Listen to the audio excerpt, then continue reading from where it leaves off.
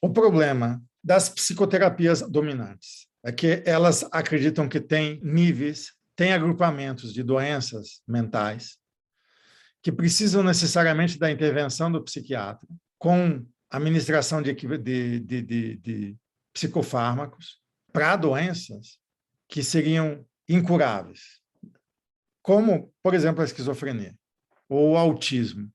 É de uma ignorância incrível as causas disso. Como se a vida tivesse uma posição defeituosa no sistema nervoso, que a partir de certos genes e de certas condições genéticas, ela desenvolvesse necessariamente certas doenças. Você pode ser suscetível a certas doenças mais do que outro. Ah, você tem um gene tal, ou sei lá, o gene beta, o gene alfa, o gene sei lá o quê, né? Que o outro não tem, por isso você tem esquizofrenia. Ah, ora, mas você tem esquizofrenia. De que maneira ela se desenvolveu? Você era mais suscetível a ela. Mas o que a provocou de fato? Qual é a causa real? É o modo de relação, e não aquilo que está inato em você, como um sistema genético. O sistema genético ele tem um peso, tem uma carga? Tem, mas não se desenvolve sem o modo social. Então, a esquizoanálise, ela privilegia o modo de vida. O modo de vida é tudo, é primeiro e último, e está no meio de tudo. Não tem estado orgânico da doença no cérebro, por exemplo. A psicanálise tratava a neurose só com terapia. Já a psicose, não. A psicose precisava do quê? De psicofármacos, do psiquiatra. Freud odiava os psicóticos.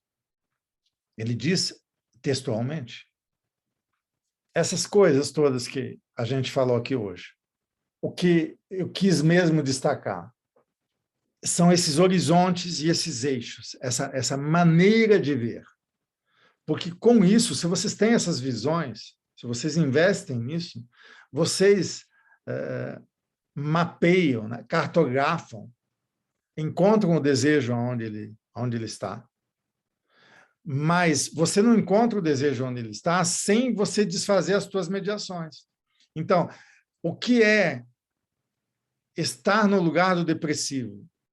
Você tem que desfazer as mediações para encontrar o depressivo, encontrar o paranoico, encontrar o esquizofrênico, encontrar essas posições de desejo, que não são traços de caráter, mas são tendências de investimento e de retorno. É uma economia política do desejo. Né? Cada posição dessa, doença ou resposta. A doença é uma resposta. A doença, o que é? A vida separada do que pode. Então, retomar, ligar a vida novamente ao que ela pode. Você só faz isso se você estiver fazendo isso com você.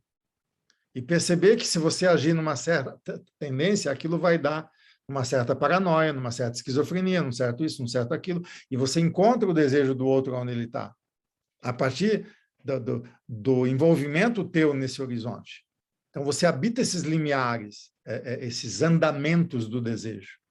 E aí você consegue se tornar aliado. Então, primeira coisa, encontrar. Segunda coisa, ajudar o desejo a se suspender. Por quê? Porque o desejo só está ali porque ele está investindo. Ele quer alguma coisa ali. Então, prefiro não, suspender se querer. Você interrompe o circuito. Mas aí você cai no vazio, ou numa vertigem, no nada. Não é o vazio, na verdade, é o nada. Não.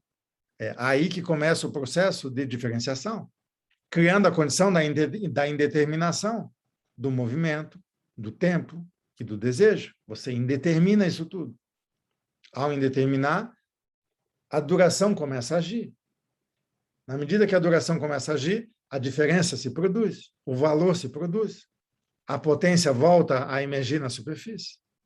E a superfície deixa de ser uma forma, porque mesmo se ela fosse uma forma na superfície, deixaria de ser superfície. E se torna uma linha de acontecimento. Então, é nessa medida que a gente consegue se aliar ao analisando. encontrar, suspender, entrar em estado de espreita, de duração, indeterminação, diferenciação e aliança transversal. Você começa a se relacionar com o analisando como um igual. Igual no sentido de que aquilo está se tornando uma potência de criar a realidade. Tem nada a ver com transferência, tem nada a ver com divã, tem nada a ver com contra-transferência, mas tem a ver com, ao encontrar o desejo onde ele está, dizer assim, vamos lá, sair desse rebanho, sair dessa sociedade gregária, ajudá-lo, né? Ser um ladrão de ovelha e não pastor de rebanho, para usar as palavras do Nietzsche. Inicialmente era isso. Se vocês quiserem trazer mais questões em relação a esse modo de diagnosticar, claro que a gente não fez aqui um balanço geral, acho que seria desnecessário e tedioso. Os vários tipos de transtornos, segundo o quadro atual das classificações. A ansiedade, angústia, a hipocondria, anorexia, transtornos sexuais, transtornos alimentares, transtornos do sono, enfim. Mas a gente, de alguma maneira, falou disso tudo, desse outro ponto de vista, de uma visão que tudo é processo e não traço de caráter de uma pessoa, de uma estrutura. É processo. Processo de uma multiplicidade desejante.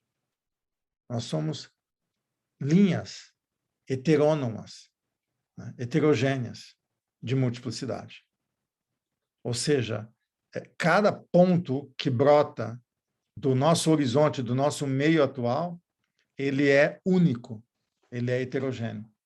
E ele brota e se atualiza trazendo todos os outros.